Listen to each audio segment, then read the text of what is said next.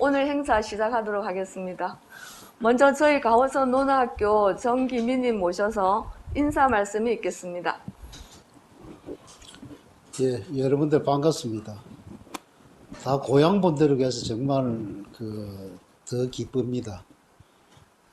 그리고 그 진주에서 서쪽으로 제일 기곡이 있는데 여기는 동쪽으로 제일 끝입니다. 그래서 상당히 멀고 특히 또 오늘 엄청나게 비가 왔습니다.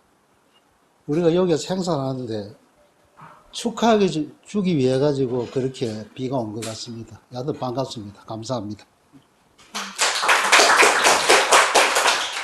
오늘 일부 행사를 이야기해 주실 분 소개는 저희 논어학교 정기민님께서 소개 올리겠습니다. 예, 오늘 뭐 대부분 아시겠습니다만은 오늘 그 인문학 강의입니다. 오늘 그 행사 자체는 인문학과 그다음에 공연을 하는 걸로 그렇게 되어 있습니다. 그래서 1시간 정도 인문학 강의를 해 주실 분입니다. 여러분들 뭐 저보다 더 잘 아시겠습니다만은 우리 그 정종섭 선생님 오셨습니다. 예.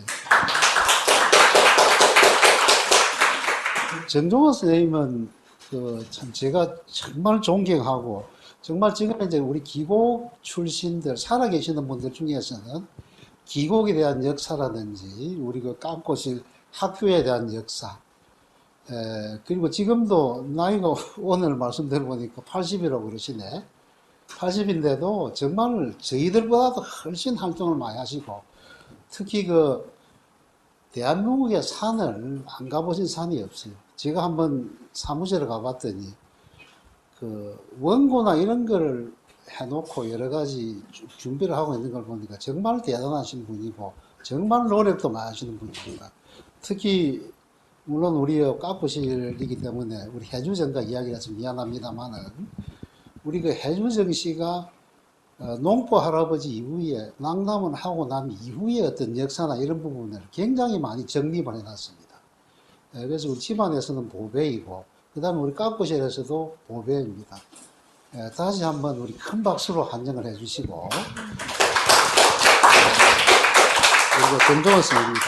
그리고 오늘 여기 그 용암에 우리 이장으로 계시는 분입니다. 일라서 계시 우리 정풍건 요 근자 요 해주정가의 근자 학렬인데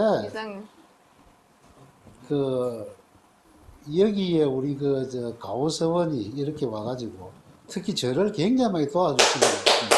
우리 그 정국은 아저씨입니다. 박수 부탁드리겠습니다. 이장님 한 말씀 해주십시오. 예, 한 말씀 하시죠. 도와준 것도 없고 한 말씀 하시죠. 그랬는데 이 취재해 주시니까 대단히 고맙습니다. 앞으로 열심히 돕도록 하겠습니다. 예, 감사합니다. 감사합니다. 그리고 옛날에 몇 번 뵀는데 우리 그 저 정옥여 선생님 그 남편분입니다. 저 노 선생님 앞으로 좀 나오시죠.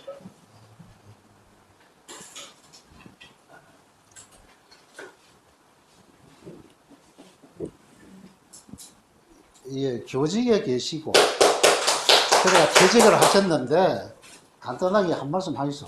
소개도 좀 하시죠. 지금 기공에 한 번도 다녀옵니다. 참 말도 좋았고 그랬는데 물이 잠겨가지고 상당히 아쉽고 그렇습니다. 이래도 모임을 그 전국에 사는 걸 보니 상당히 어렵고 그럽니다. 대단히 반갑습니다. 예, 그리고 오늘 그 2부에서 우리 그 여러분들 깎고실 출신의 정말 민가수입니다. 저 우리 정영수 가수님 오셨습니다.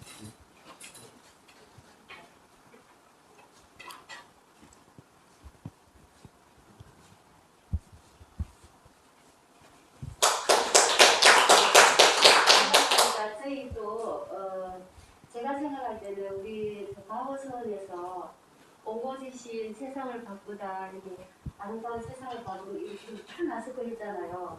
근데 이때 우리 이 가호선에서 얼마만큼 세상을 바꿔나가는데 앞장설 것인가를 생각하니까 가슴도 설레이고 4시간 이상 제가 오면서 우리 은사님 예시를 손자를 쓰시는 어른 또 지난날을 생각하고 이렇게 오면서 너무 가슴 또 작은 인원이라 하니까 저는 어디 가서도 안 떨리는데 오늘 많이 떨겠다 생각하고 왔습니다. 많이 예쁘게 봐주시고 우리 좋은 모습으로 보던 제목처럼 세상을 바꾸는데 앞장서시길 바라겠습니다. 감사합니다.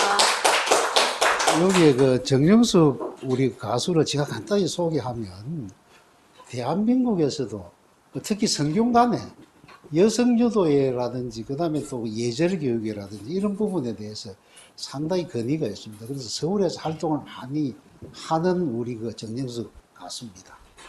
노래도 잘 부르시는데 여러 가지 그 재주가 많습니다. 그 여하튼 나중에 2부에 다시 모시도록 하겠습니다. 여하튼 축하합니다. 오셔서 감사합니다. 그리고 우리 옥강식 동창회장입니다. 잠깐 그 마지막입니다. 옥강식 동창회장만 인사드리겠습니다. 반갑습니다.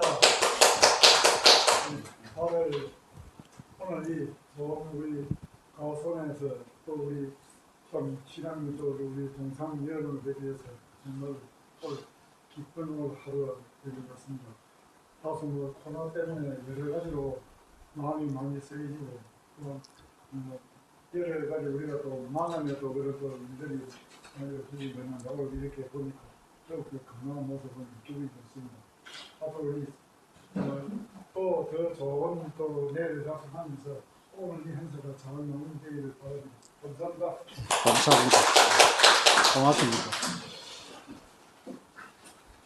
그리고 나머지 분들은 일단 시간 관계상 전부 다 뭐 안 하시는 분이 하니까 생략하겠습니다. 이해를 해 주이소. 예. 네. 그럼 지금부터 선생님 모시고 이야기 들어보도록 하겠습니다. 모시겠습니다. 큰 박수 부탁하겠습니다.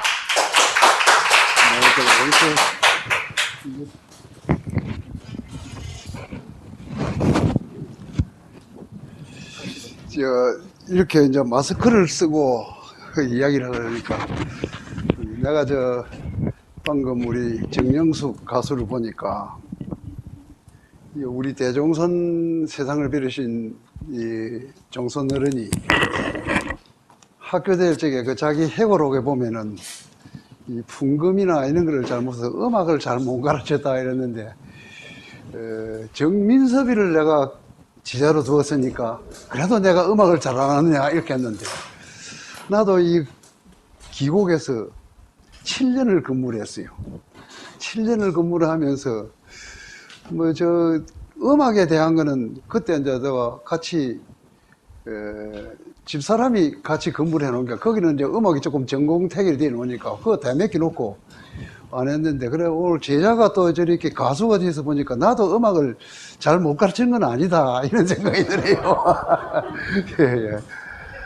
우선에 오늘은 제가 역사적인 그런 바탕을 두기보다는 깎고실 사람들이 모였으니까 외지에서 들어오면은 우리 깎고실에 대한 오늘 그 주제가 보니까 숨은 이야기 깎고실 그 학교에 대한 이야기가 주제가 되어 있습니다. 물론 거기도 들어갑니다만은 제가 예를 들어서 어디 배머리나 누가 물으면은 깎고실에 대한 설명을 할 수 있는 강강 안내하는 수준으로 제가 오늘 좀 말씀을 좀 드리겠습니다. 이 깎고실이라는 어원 자체는 전혀 제가 상당히 많이 전국에 있는 깎고실이 5군데가 있는데 다 달라요. 우리하고는 또 다 안 맞더라고요. 그래서 조사를 해보니까 어쨌든 글이 한문으로 표시하기 전에 순 우리말의 전해오는 말인데 이거는 아마 고려시대 이전부터 내가 넣은 것 같아요. 도저히 알 길이 없어요. 그런데 깎고실이 한자로 기록된 행정구역에 제일 먼저 나타난 것이 조선의 태조 이성계가 조선을 개국한 게 1392년입니다. 1392년. 그로부터 한 20여 년 뒤에 태종 이방원이 세종대왕의 아버지입니다. 임금이 되었어요. 임금이 돼가지고 지금까지는 나라를 건국하는데 기본 빼대가 없었는데 이 태종 임금 때 와가지고 경국대전이라든가 법령이라든가 토지라든가 마을을 정리로 행정구역을 개편을 딱 했습니다. 거기에 1410 몇 년쯤 됩니다. 1413년인가 그런데 태종 이방원 때에 제일 먼저 우리 깎고실이 진주, 목, 서면, 가기곡 해가 나옵니다. 가기곡. 그 가기곡이란 말이 깎고실로가 다 한문으로 표현한 것 같아요. 내가 깎고실로 한문으로 표현한 거예요. 그 가기곡이 그게 제 최초의 그게 세종대왕의 아버지 태종 임금 때부터 이제 최초의 기록이 나옵니다. 깎고실이라는 그 지명의 이름이. 그래 쭉 내려오다가 영조 때 사도세자가 나오고 하는 그 임금님이 영조인데 임진왜란이 다 지나가고 나서 영조 때에 가이곡이라고 가이곡 이자가 나옵니다. 이자가. 예, 그게 글이 나옵니다. 그런 게 기곡이라는 말이 나는 일본 사람이 지은 거 아니냐 이런 생각만 가졌는데 태종 때 가기곡이란 말이 기곡이라는 말이 나왔다. 기알기자에다 골곡자 글이 나왔거든요. 그래갖고 가이곡으로 쭉 그 진주시 서면 일이 나오다가 이제 뭐 좀 변천이 몇 가지 있다가 마지막에 일제가 시대에 들어가가지고 모든 청량을 하고 마을 이름을 확고하게 그놈들은 각적으로 했습니다. 그럴 때에 진주시 팽거면 기곡리로 딱 나옵니다. 그러다가 진양군 기곡리로 나옵니다. 그러다가 진주시 기곡동으로 변합니다. 이게 이제 우리의 깎고실 지명 그 변천사입니다. 그러니까 아주 우리 깎고실이라는 이 기곡이라는 말은 조선 태종 때부터 내려온 그 이름의 한자다. 이걸로 우리가 좀 기억을 해 두셔야 되겠어요. 다음에 두 번째로 제가 이거 말씀을 드리는 것은 사람이 이제 자기 고향을 설명할 적에는 그저 우리가 고구마가 많이 나고 무배초가 많이 나고 이거보다도 어쩌면은 두 가지 면에서 봐야 됩니다. 옛날부터 풍수지리가 우리는 아주 신봉을 할 때가 있습니다. 그러니까 묘자리는 음택이라고 하고 사람이 사는 곳은 양택이라고 해요. 그 양택이 무시를 못합니다. 옛날부터 선사시대부터 집이 있고 마을이 있는 곳은 지금도 가보면 역시 그 살기가 좋은 거리입니다. 지금은 뭐 산 못 나와도 집을 짓고 뭐 이렇게 경치 좋은 곳에 아무래도 거리 짓지만은 옛날에는 뭐 바람하고 해하고 또 더구나 중요한 거는 물, 세미, 물리 이거를 중심해서 이렇게 음택, 양택을 이렇게 만드는 것이 풍수지리입니다. 그럼 우리 깎고실은 어떤 풍수지리를 가 있느냐? 이거 꼭 좀 기억을 해 두셔야 될 일이 하나 있어요. 우리 깎고실 동네 이름이, 뒷산 이름이 황학산입니다. 황학산. 학이 뭐입니까? 학이라고 하는 거는 봉황은 중국에는 황제를 푸고, 봉입니다. 봉. 그건 제일 위에 이상형의 현실에 없는 새입니다. 지금 우리 항세를 보고 하가 안 풉니다.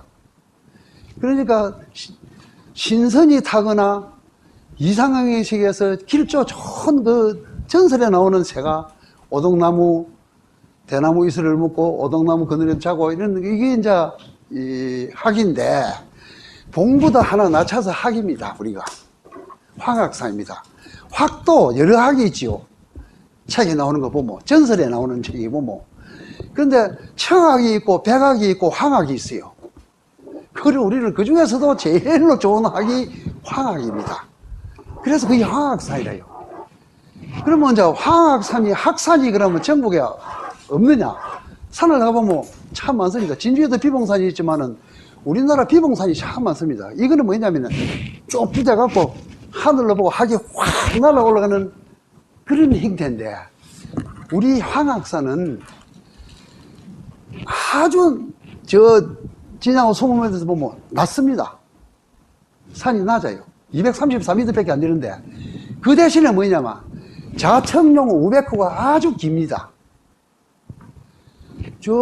갈마봉으로서 마동으로 쭉 세미길로 내려가는 그 능선하고 가운데서 황학산에서 분토봉을 해갖고 꽃동실로 내려가는 거하고 이게 딱 자기의 그 높이보다도 길이가 훨씬 깁니다. 그러니까 날개가 긴 학은 본데 알을 품는 학입니다. 그래서 이거를 무슨 설이라고 하느냐 하면은 포란행, 항학 포란행입니다. 학설입니다. 학이 알을 품고 있는 형태입니다. 그래서 우리 그 선조들이 위에 우대 어른들이 시를 쓴 것에 보면은 다섯 동네라고 했습니다.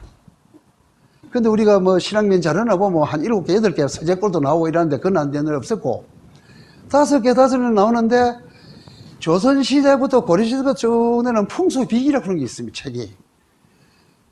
그게 지금 한글로 해석이 되어 나와 있어. 유호인 분이 그걸 해석을 했는데 거기 명당풍수비기에 보면은 사람 살기 좋고 좋은 곳에 전국에 176개인가 이렇게 쭉 나열을 해놨어요. 그 중에서 진주가 13개라 해서 진주 목간내가 상당히 많습니다. 13개.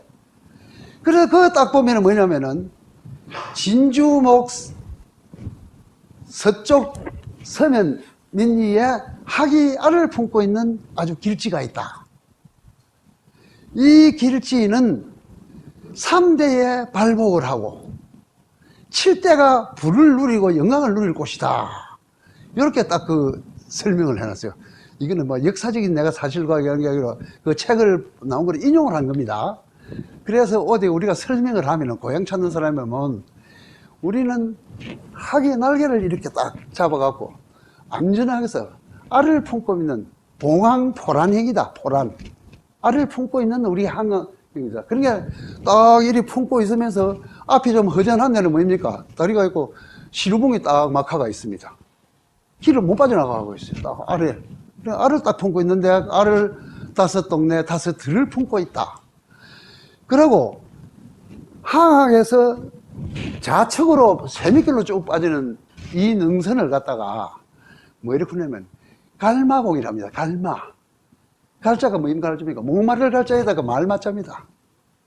목마른 말이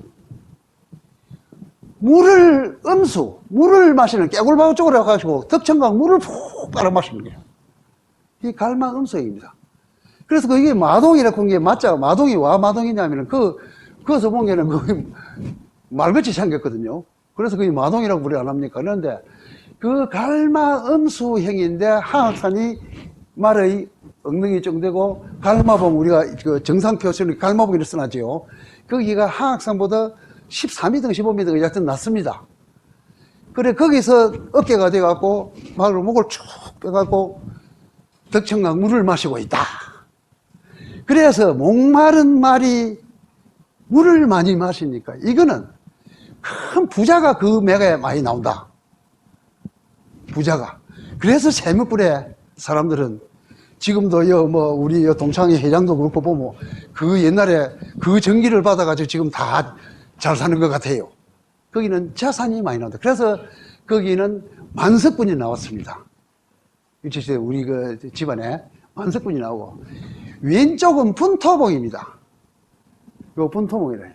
거기에 이제 쭉 나오고 꽃동실로 이어지는데 이거는 사람 행상을 하는 건 아닙니다. 행상은 아닌데 아주 중요한 게 뭐냐면 이거는 과학적이고 이건 지금 현재 많이 활용되는 건데 그 꽃동실에다가 어떻게 우리가 비석을 씌우면은 백두대간의 끝점 꽃동실 이렇게 딱 써놨습니다. 그리고 우리 안 해놨습니까 꽃동실. 이게 이제 까꽃실의 큰 자랑이에요. 꽃동실을 본 거예요. 우리나라의 모든 산줄기는 백두산에서 시작해가지고 산의 원조는 중국의 곤륜사이라고 그러는데 우리가 그것까지는 모르고 우리나라는 백두산 장군봉에서 쭉의 산맥을 타고 물을 하나도 안 건너고 맹마 따라오다가 또 작은 집 내려고 또 작은 집에서 같이 쳐나오고 이래갖고 산의 종가가 어디까지 오냐면요 설악산 거치지요 내려와서 태백산 거치지요 소백산 거치지요 속리산 우리나라 명산을 두르가 지리산을 따고 와가지고 지리산 천왕봉에서 끝을 딱 맺는 것이 뭐냐 이게 백두대간입니다. 백두대간. 일주일에 약 지금 백두대간을 빠져나가는 인원이 평균 280명이라고 합니다.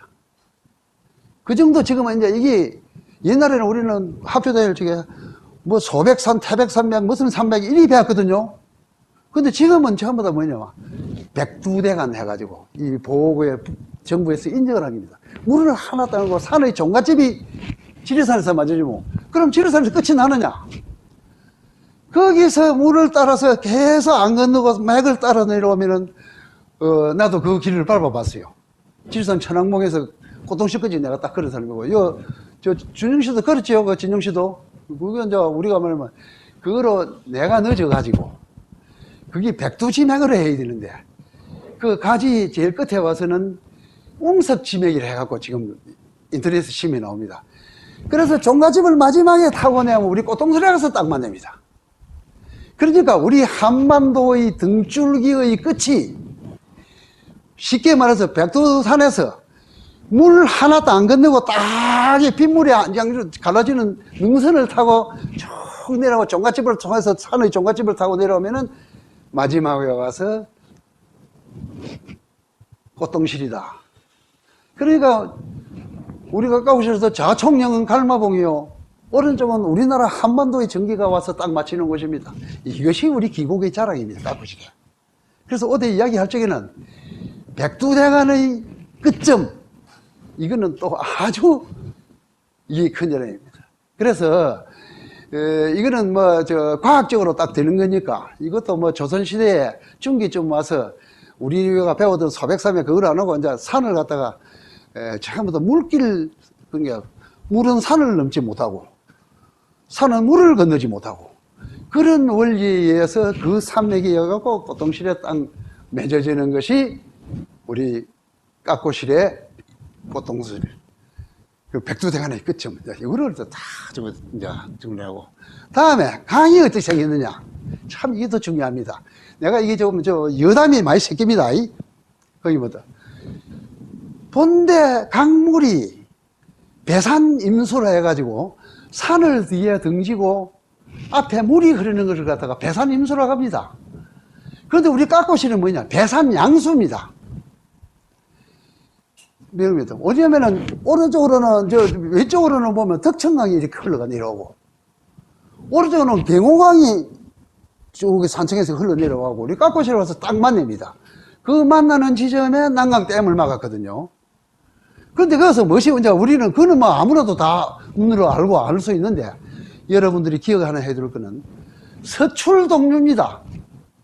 서출 뭐냐? 강이 서쪽에서 흘러서 동쪽으로 가는 겁니다. 서쪽에서 동쪽으로 가는 강물, 서출동률은 속된 말로 똥물도 약이 된다고 했습니다.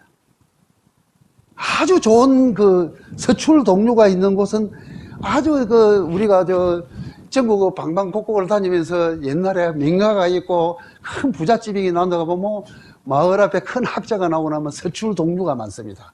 그래, 이 서출동류가 딱 어찌 되냐면은 지리산 천왕봉에서 덕천강이 시작되거든요.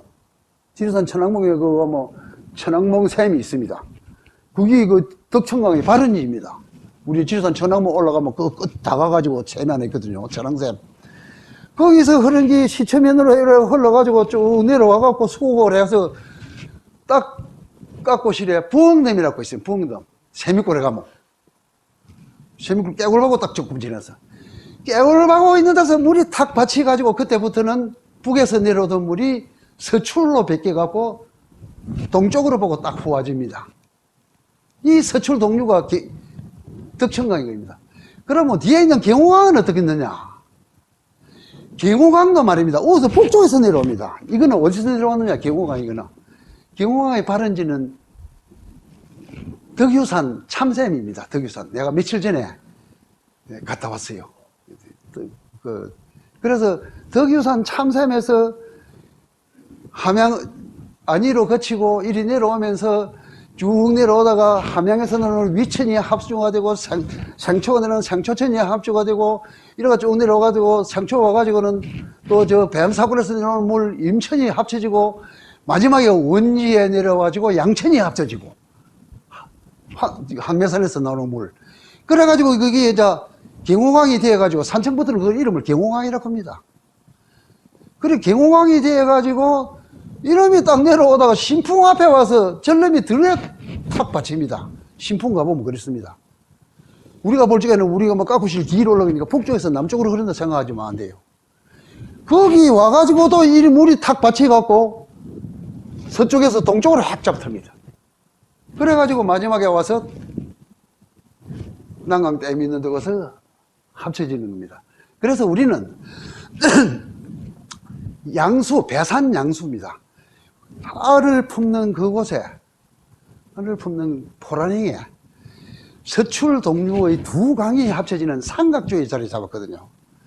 그러면 삼각주의를 잡으니까 나중에 가서 우리 기고학자가 처음에 개교될지 어떻게 선생이 요한맥을 쓸 정도로 그 유명한 어른이 우리 깎고실에서 정묘호란에 피난을 왔다가 거기서 태어났어요.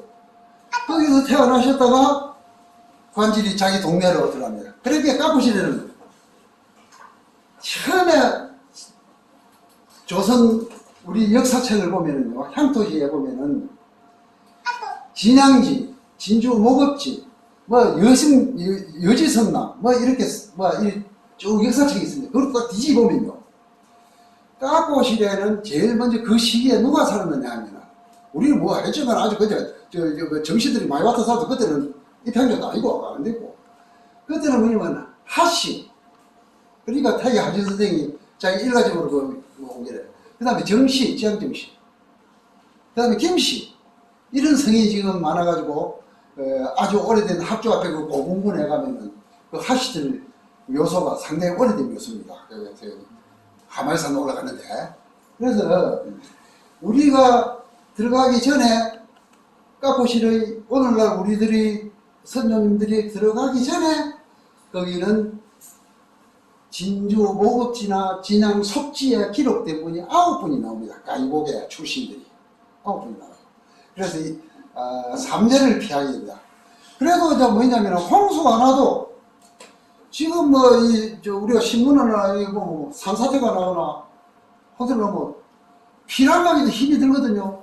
그런데 깎고실 사람들은 피난을 가는 그런 거죠. 그 뒤에 산 올라가면 다 그래도 홍수를 피할 수 있었습니다. 단 1940 몇 년 정도 됐는데 그때에 아주 큰 홍수가 났습니다. 큰 홍수가 났는데 그 홍수 때에 저한테는 그 부대조 할아버지입니다. 부대조 할아버지가 얼마나 시체가 많이 더 내려갔던지, 그래서 그 밑에 있는 뭐 식소들을 건드려 가가지고 시체를 한번 걷어가지고 학교 앞에다 학교 뒤에다 묻었어요. 그게 오늘날 우리 깎고실 옛날에 공동문이 아니십니까? 그 공동문이 발언이 그립니다. 그럼 왜 거기다 묻냐? 동네 앞에다가. 이유가 있어요. 이 귀신이, 그런 귀신을 묻으면 다른 귀신이 침범을 못해요. 그 귀신이. 자기를 구해준 사람들이 덕을 줬지. 그래서 그것도 보면은 묘지가 풍수지리에서 그것도 또 얘기가 나옵니다. 이렇게 우리 깎고실은 지형적으로, 풍수지리학적으로, 자연지리 환경적으로 이렇게 배산 양수의 5 아주 넓은 들, 기름진 넓은 들이 있어서 모든 생산물들이 아주 풍족하게 나온 곳이다. 이것이 이제 지리적인 우리 진주시의 자랑입니다. 다음에도 깎고실 자랑은 그냥 무엇이냐? 이것도 이야기해야 됩니다. 우리 깎고실 20들째에 250명 가구 되어 있을 겁니다. 인원수가 1300명 가까이 되었어요. 1개, 2에 250가구, 1300명 가까이 되는 인구가 산재가 거의 그런 동네가 극히 드뭅니다. 1개, 2에서. 거기에 초등학교 하나 있었어요. 우리 기국초등학교가 있었거든요. 그런데 여기에 1940년도 여기 있을 적에 번디골 가면 그 묘소, 큰 묘소가 있습니다. 그 징지나 유기 그런 해주가 그 깎고실 입향조인데 재검을 그리 나왔어요. 쉽게 말해 재검을 나와갖고 이제 털을 잡기 시작했는데, 그 터 잡은 이래로 이제 거기서 뭐냐면 이제 중소쯤 돼 가니까 손자들이 한 60명 태어납니다. 숫자가 그렇게 많아져 버렸어요. 옛날에 말입니다. 집안이 잘 되려면 몇 가지 기준이 있습니다. 그 기준 중에 제일 중요한 게 뭐냐? 제일 기준 중에 뭐냐? 첫째는 자손이 번창해야 됩니다. 지하물이 벌써 우리 해유정하고 같이 내려온 사람들도 그 명석에 들어가면, 예? 그런 집안에 가보면, 그만 몇 명 안 됩니다. 지금 한 57명, 58명 되는데, 우리는 엄청난 자손이 번창했습니다. 두 번째, 글 빌리러 안 가야 됩니다. 글 빌리러.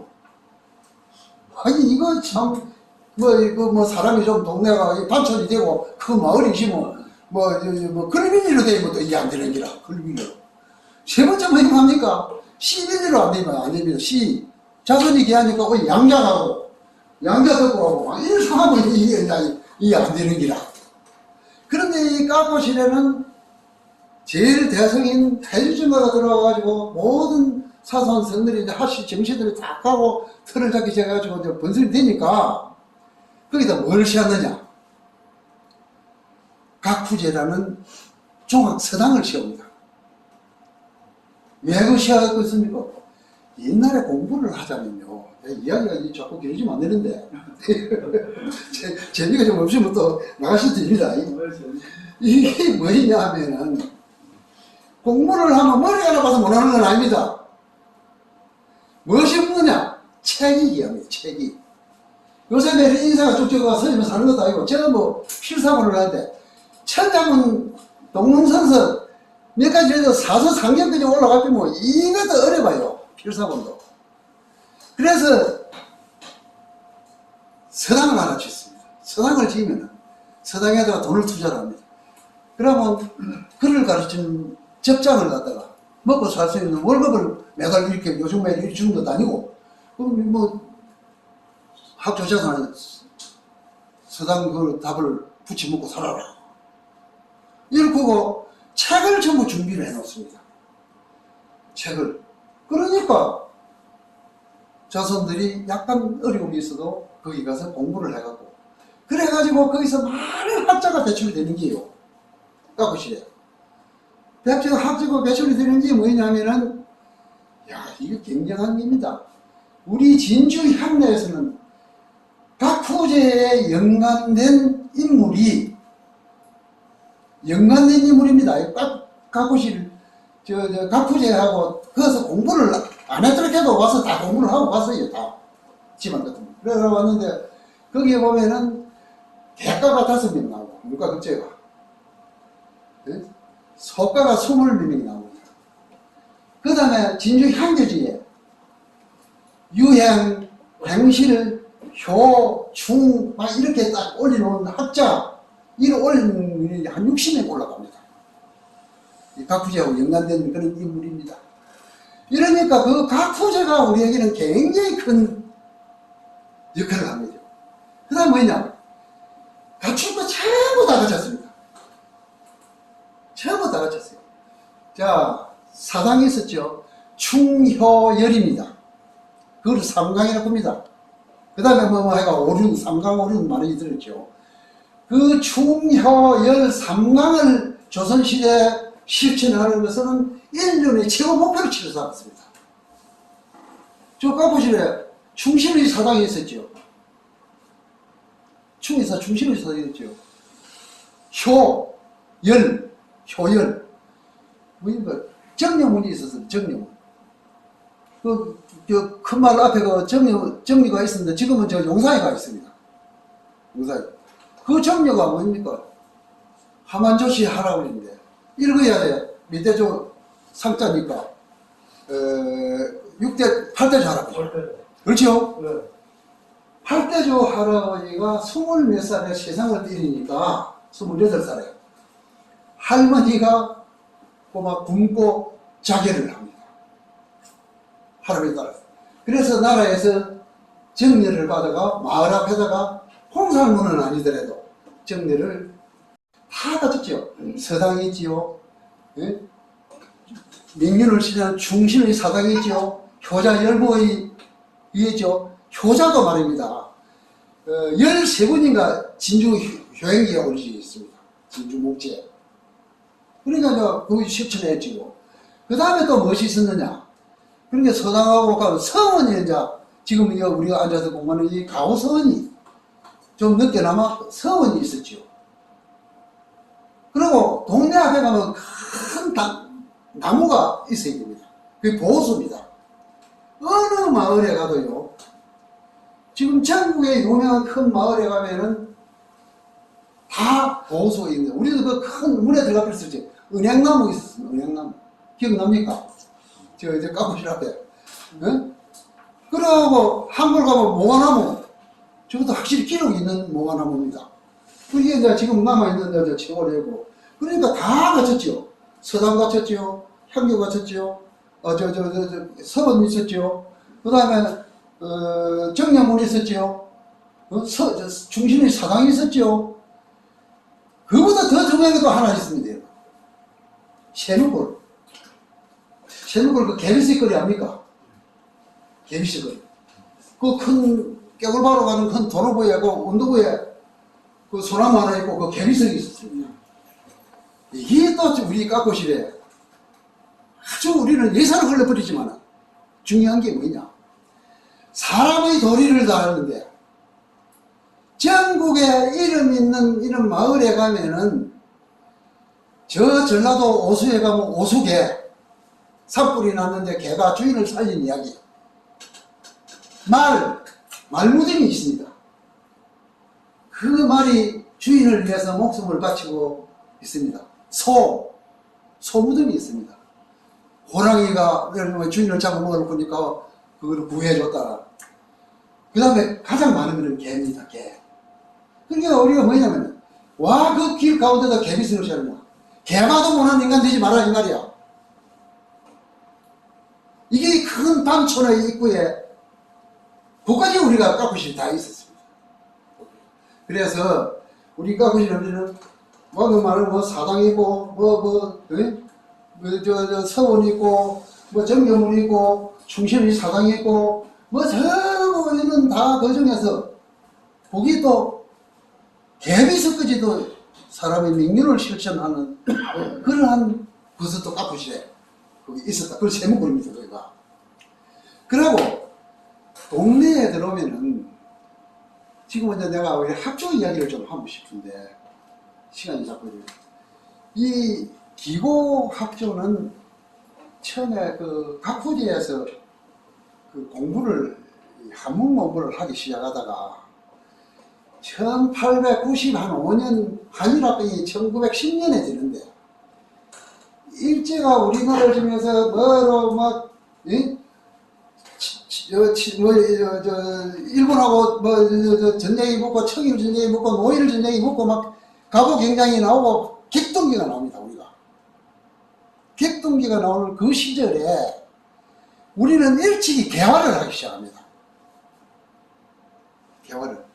그래서 오늘 여기 계시는 이 종손어른의 그 서기를 읽어보면은 참 감명 깊은 게 하나 있습니다. 우리 농원 정규석 우리 종손 어른께서 어릴 적에 각 부지에 마다가 가니까 뭐를 하고 있었느냐면 학생들이 일제시대에 유학한 서울로 유학하고 저 일본으로 유학한 학생들이 야구를 하는 거예요. 야구를. 그래서 스트라이크, 아웃 이런 단어를 쓰는 걸 봤다. 그래서 거기서 자기가 뭐를 깨달았느냐. 모든 자산을 물려주기보다는 공부를 시켜야 된다. 이거를 일찍이 깨달았어요. 그게 자기만 깨달은 거 아니고 우리 그 기고의 전체의 분위기가 일찍이 문명을 깨닫게 됩니다. 그래서 일제시대에는 사강모가 야구를 한 곳은 깎고실이다. 그 정도로 일찍 우리가 개화가 일찍 됐어요. 그래 하다가 해방되기 직전에 어찌 됐냐 하면은 이 학교가 2년제 학교가 됐어요. 처음에 간이학교가 2년제. 그게 초점 나가지고 마지막 한 2년간 몇 년간은 4년제 간이학교였습니다. 간이학교로 보면 분교장이 됐어요. 교장도 일본 교장이고 나동 교장이고 평구 교장이고 우리 교과학교 교장이 그렇습니다. 그래 하다가 1945년에 해방이 되고 1948년에 우리 기고학교가 드디어 인가가 나옵니다. 1948년에. 그래가지고 1950년 6.25 사변 나던 그 해에 1회 졸업생이 졸업을 하게 돼요. 그래서 우리가 이 학교의 터가 이렇게 각부지로부터 이어온 그 터에 각부지가 그 교실로 한 칸을 이렇게 와갖고 한쪽으로는 교무실매를 쓰고 한쪽으로는 아들 공부하는 걸 시작해갖고 옆에 음악 치고 해갖고 학교를 그 학교가 끝에 가서 내가 있을 때까지 짓도록까지 그 학교가 한 4번이나 이 옮겨가 고치가 지었습니다. 지금은 막 소물이 돼갖고 그래 없었지만 그래서 그 학교의 터에다 지으면서 그 학교 재산이 전부 교육청 재산으로 가가지고 그 재산이 또 이런 곡이 우리가 운영해서 다 나온 재산이고 학교 터 재산인데 이게 뭐 보상금은 나라에서 싹 찾아가 버렸어요. 나라에서 찾아가 버렸고 그래갖고 우리 학교를 갖다가 이 터를 옮겨야 되는데 결국 그런 꿈을 못 이루고 말았습니다. 그러면 우리 기곡초등학교는 1948년도에 해가 50년대 1회 졸업생 해가지고 몇 년간 이어져 왔느냐? 44년간 이어요. 1982년인가 문을 닫기까지 졸업생 수가 약 800명 졸업을 시켰죠. 그런데 이제 진짜 내가 하고 싶은 이야기는 우리 기곡학교가 참 세상에 사람이 태어나서 일생을 가장 좌우하는 3가지 만남이 있습니다. 태어나서 부모를 잘 만나야 되는 것도 옛날에는 그랬습니다. 부모. 물론 안 그렇습니까? 부모. 그 다음에 마누라를 잘 만나야 됩니다. 남편을 잘 만나야 됩니다. 배우자를 잘 만나야 되는 것도 조건이 들어갑니다. 그게. 3번째가 가장 중요한 게 뭐냐? 스승을 잘 만나야 돼요. 이 선생님을 잘 만나야 그동안 전화를 받습니다. 그런데 우리 기고학원은 복된 학교입니다. 왜? 정말 스승 잘 만난 겁니다. 나 이거요. 나도 교직에 있었지만은 우리 정과 정교섭 선생님, 농원 선생님 어떤 분입니까? 아십니까? 아주 그 tun에 오면서 하셔가지고 평화학교를 가셨는데 그 평화학교에서 그때는 태어나시기로 농토 정문부 선생의 13대 종속으로 태어나셨단 말이에요. 그러니까 항상 머릿속에 무엇이 있었느냐? 옛날 우리 14대에는 일본 놈하고 싸우다가 공을 시험 보이다. 이게 머릿속에 꽉 들어있으면 그러니까 항일정신이 그 어릴 적부터 막 그 태어난 그 조건 자체가 그렇게 돼 있어요. 근데 이 아이 평거를 졸업했을 적에 평거 초등학교에서 진중학교로 간 분이 한 번밖에 없었는데 그때 경상남도 1위 그 도시에서 상을 받은 어른입니다. 이 어른이 아주 유명하셨어요. 그래가 진중학교로 갔지요. 그때 학교가 5년째 그 뒤가 6년째 되어 있습니다. 학교를 가지고 고등학교 딱 들어갔는데 무엇이냐면 일제 말기가 되어 있단 말이야. 그게 1944년도래요. 45년에 해방이 됐는데 그때는 일본이 마구잡이 뭘 하더냐? 마구잡이 뭘 하더냐면 이거 막 착취로 하고 전쟁에 막 박차를 시시를 가르쳤어요. 징용도 끌고 가고 막 이럴 때예요. 근데 이 농원이 우리 선생님은 그때 어디 학교에서 진고대회에서 뭘 했냐면 이 민족의 의식을 깨우치는 조직을 하나 만들었습니다. 11명이 고등학생이. 그럼 무엇을 하셨냐면 광명이라고는 그는 일제시대에 한마디로 말해서 그 일본의 사상에 반대를 하는 그런 조직인데 우리 민족의식을 고취시키고 우리 역사를 공부하고 그러니까 거의 제일 앞장설 수밖에 없는 것이 저기 위에 13도조 할아버지가 부조묘를 모시고 있는데 부조묘를 모시고 있는데 아까 내가 카프실 이야기했지 부조묘도 들어갑니다. 항상 제사를 모시는 보통 우리 사람들은 사자가 지내고 나면은 신주를 묘소에다 묻고 시사를 지내게 되어 있어요.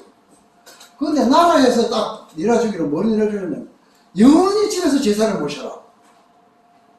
이거 요새 봐치고 좀 힘이 드는 게 있는데 그러나 거기 기본 바닥에 보면 엄청 센 자락입니다. 부조묘가 있는 집안요. 우리 진주 향내에서 두 군데가 있습니다. 건국의 유씨 집안하고 우리 까꾸시 증가 집안하고 그래 있는데 그래 부조묘를 지내서 부조묘 제사 지금 여기 이제 부조묘 제사 사단을 모시고 있단 말이에요. 근데 그러다 보니까 이제 우리 김인씨가 욕을 보지 이제 지금 이제 1년에 할머니 할아버지 제사를 꼭 모셔야 되니까 그런데 이 부조묘를 모시고 있는 임진왜란 때 그 매적하고 싸운 200량을 하신 13대조 할아버지의 종손이다 보니까 학교에 되면서 민족의식이나 배일감정이나 이것이 남들에게 앞섰던 거예요. 그래가지고 4학년 때 뭘 하느냐면 일본 놈들이 마지막에 이제 비행장을 땄는데 제일 먼저 울산에 땄었어요. 그때 진주서 농림학교하고 진보하고 뭐 이래가 마산하고 뭐 이래가 학생을 한 300명 동원할 수 있어요. 그래가지고 산을 깎아가지고 바다를 메어갖고 비행장을 만들고 그게 끝이 나고 나니까 해방 한 1년 전입니다. 오래되지 않았어요. 해방 1년 전에 진해로 갔습니다. 진해 비행장 따는 데로 갔어요. 진해 비행장을 따는 데로 갔는데 그 같이 강내에 요즘 지금 비밀 조직이죠. 비밀 조직이라 아마 뭐 비밀 조직이라고 말하면 민족 의식을 꼭꼭 깨우기는 학생 조직이라다. 이거 요새 그걸 뭘 겁니까? 아들 모의가는 자기들 취미 활동하고 뭐 하는 거에 그래 하는 거다.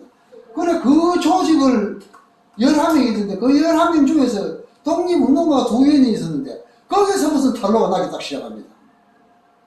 그래가지고 우리 정선어른이 재판을 딱 받게. 그래가 마지막에 부산 재판처 가가지고 징역을 갖다가 옥살이를 하기 시작합니다. 자, 어찌겠어요? 집안에 정성이 제피가 들어가 버렸으니 있는 돈, 있는 백 다 들어댔을 거 아닙니까? 막 좀 됐으시 뭐. 그래가지고 해방 8월달에 해방이 돼 4월달에 병모습으로 풀린 하십니다. 강제의 사건으로. 그래가지고 그 뒤에 이제 졸업이 1년 늦어져 버렸죠. 저 학교를 못 가고 있으니까. 그때 이제 뭐 집안 어른들의 기록이 우리 그 선생님의 쭉 일대기 자기가 쓴 해고록에 보면은 그래가지고 다시 학교를 가게 됩니다. 그래 졸업을 했어요. 그 졸업한 게 해방이 되고 나서 졸업을 합니다. 진주고등학교. 몇 됩니까? 내가 잘 모르겠는데. 김희씨 잘 모르겠습니까? 모르겠습니까? 그래가지고 48년도, 45년에 해방이 되고 나서 옥살이를 하다가 해방이 되고 나서 그 다음에 한 1년, 2년 늦어버리죠. 그래가지고 옥살이를 하다가 48년도에 나오자마자 기공학교가 딱 생기기 시작하니까 거기다 교사 시험을 딱 쳤어요. 나는 내 고향을 떠날 수 없고 내가 종성이기 때문에 왜 떠날 수 없다. 이런 것을 가지고 기공학교에 부임을 하게 됩니다. 자, 1회 졸업생이 지금 우리 선생님이 살아가시면 올해 88, 89년 되셨습니다. 그럼 1회 졸업생이 제일 우리 기국초등학교 1회 졸업생이 몇 살인 거 압니까? 정출근 쓰던 그런 어른들은 지금 이것이 뭐 80, 한 3살 차이 되깁니다. 3살. 제자가 한 3살 되는 제자를 이제 1회 졸업생을 가르치기 시작합니다. 그래가지고 기국학교에서 교직 생활을 하는데 몇 년을 하셨느냐? 30년을 했습니다. 30년 중에서, 교직 생활 30년 중에서 20년을 우리 기국에서 교편을 잡게 돼 있어요. 교직을 하다 보니. 그래서 저 도서관 학교 대입지가 정규 선생님 계시지? 네. 나도 같이, 은사님하고 같이 근무를 했어요. 그런데 내가 여기서 왜 이런 이야기를 들었냐면은, 내가 1955년에 졸업을 했습니다. 1955년에 기곡초등학교 졸업하고 진학을 했는데요. 졸업을 몇 명 했는 거 압니까? 22명 했습니다. 22명 중에서 15명이 처음에 중학교를 진학을 했습니다. 이거요, 그뿐이 아닙니다. 우리 하나 앞에 지금 정재근 씨, 정수경 씨, 뭐 이런 사람들은 1949년, 55년, 54년이네, 졸업한 사람입니다. 지금 80 하나 된 사람들입니다. 이분들은요, 학생수 18에서 중학교 진학을 몇 했느냐면, 진양군 전체에서 진주 병설중학교가 서울대학교보다 어렵습니다. 진양군 전체에서 15명 갔는데, 토업을 하나 꺾고, 지금 기국초등학교 5회 내 이름하고 갔습니다. 정종석, 필리핀에 가 있던 정종석. 토업을 꺾고, 병중학교에 5시 입학했어요. 진주시라고 후보를 했습니다. 우리 한 학교죠. 그래가지고, 입학을 표창도 받고, 그 있던 교장 선생님 승진도 하고, 뭐 대단한 학교고 막 발버둥을 하기 시작하는데, 그럼 이 뒷면에 무엇이 있었느냐? 우리가 입학을 하고 그게 중요한 게 아니고, 내가 교직 생활을 40몇 년을 하면서 초등학교를 갔다가 쭉 거친 게 한 8군데에 거쳤는데, 어디를 가도 기공만큼 진학률이 높은 데가 없습니다. 뒤에 가서 17대, 20대 열이 넘어왔을 때는 무시험되고 뭐 어쩌는 각이 없고, 그 앞에는 무엇이 가장 중요했느냐? 첫째는 중학교 시내, 진주 시내에 나오면 말입니다. 하숙비 쌀 2마리입니다. 뭐 저기 중학교 졸업하고 고등학교 친구 나오고 뭐 하고 생겨라 막 큰 부자라도 그런 게 아니고 쌀 2마리라 이거. 쌀 반마리 월세금입니다. 한 달에 쌀 반마리. 그러니까 마음만 먹으면은 넘어질 일로 해도 애들을 학교에 보낼 수 있는 그런 여건이 있었는데 다른 지역에서는 그게 없었어요. 그 역할을 누가 했느냐? 우리 선생님 하신 겁니다. 배워야 한다. 논 한 마디 두 마디 물려주는 게 문제가 아니고 공부를 해야 된다. 이 정신을 가지고 공부를 어떻게 시키는 거 압니까? 내가요 6.25 사변을 왜 전기가 있었습니까? 네? 초가 있었습니다. 초도 기했습니다. 학교에 가서 공부를 하면 6학년 되면요 이 선생님이 몇 시까지 공부를 시키는 겁니까? 7, 8회 자기 해보려고 또 나옵니다. 아주 스파르타 교육입니다. 스파르타 교육. 마보고 막 자기 목표 달성 못하면 종아리 까놓고 맞아가면서 공부했습니다. 막 아재도 할배도 막 종아리 때려가면서 공부를 시켰어요. 그러니까 제일 중요한 게 뭐냐면 부모님의 마음가짐도 아주 중요한데다가 시험이 안 돼요. 시험이 안 되는 거예요. 우리가 10몇 명 중에서 내가 진고 동기가 5입니다. 진고 동기가. 일개 시골에 5이 힘듭니다. 삼천, 합천 이런 데 다 붙어봐야 5 힘들어요. 그렇게 이제 공부를 하다가 집에 가서 저녁 한 숟가락 딱 떠먹고 나면 한 골서 아래 말고지 뛰어갑니다. 그럼 뭐예요? 불이 불화시가 있습니까? 유공놈 6.25 사병들이 깜통에다가 탄피, 기관총 탄피에다가 석유구는 부어갖고 이러면 막 시커매 막 불불 나면서 그다가 깜짝 딱 해갖고 이래갖고 너무 캄캄하면 못 가니까 그래가 한 골서 아래 말까지 공부하러 가면 마침 이 종선 어른이기 때문에 사랑방이 있었어요. 사랑방이 두 칸이 있었어요. 자기 돈으로 거기는 촛불을 쓰겠죠. 호롱불. 다 희생해가면서 여하튼 얘는 배워야 산다. 지략을 해야 된다. 공부해라. 지금 내가 생각해보니까요.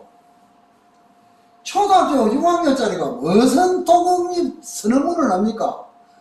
내가 지금도 82년만 외우고 있어요. 조선인은 조선인의 독립과 자주민임을 선언하노라. 차로서 세계만목의 고하니 그랬고 마지막에 공약 3장이 있다고. 독립 선언문이 얼마나 깁니까? 그걸 전부 전학생이 외웠습니다. 80이 돼가지고 오늘날 내가 이 강의를 옮겨서 가만히 생각해보니까 하하 그 우리 선생님이 민족정신이 그렇게 있었어. 우리 어린애들한테 삼일 독립 기념 선언문을 외우게 했구나.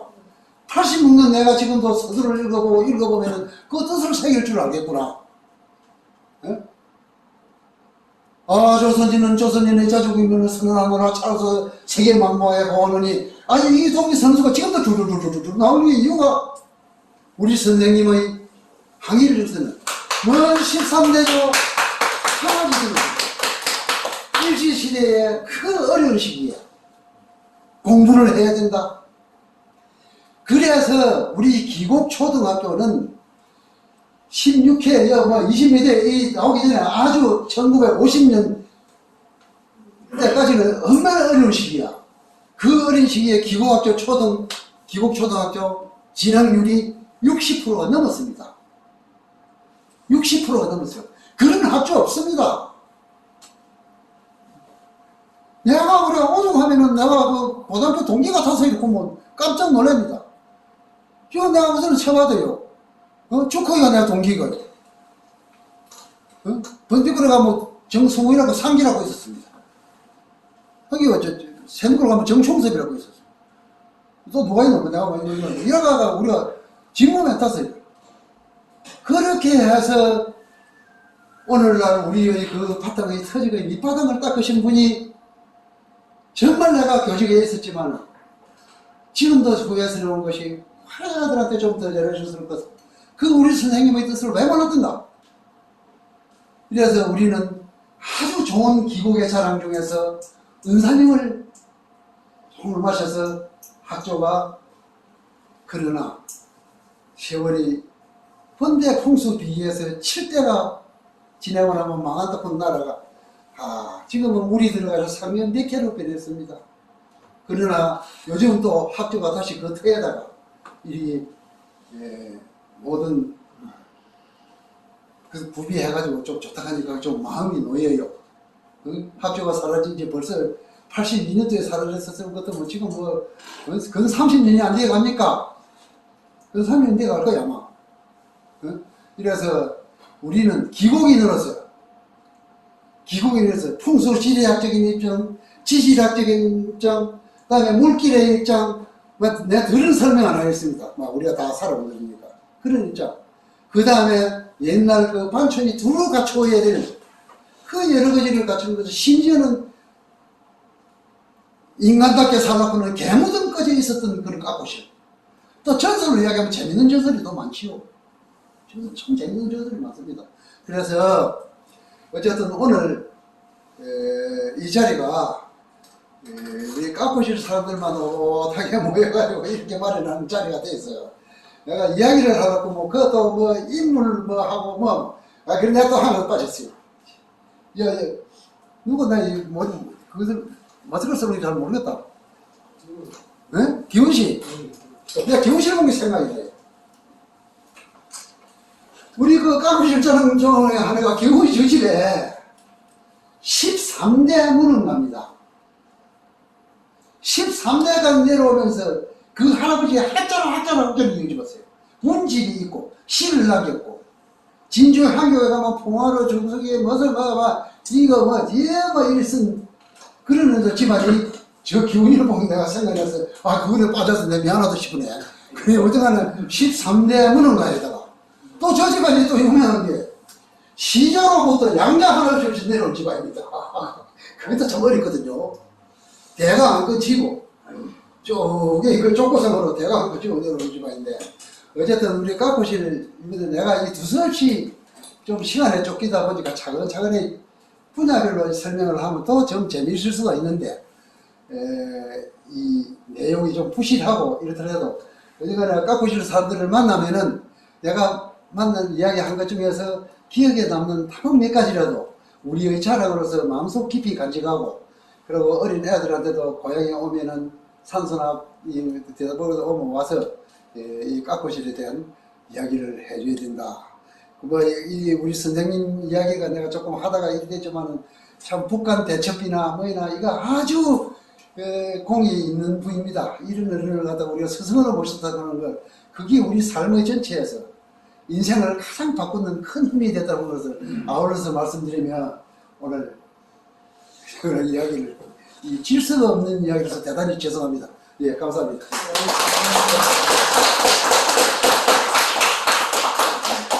수고하셨습니다. 다시 한번 큰 박수 부탁드립니다. 1부 행사를 이것으로 마치고 한 10분 정도 화장실도 다녀오시고 좀 쉬셨다가 부족하지만 간식도 좀 드시고 2부 행사 들어가도록 하겠습니다. 감사합니다.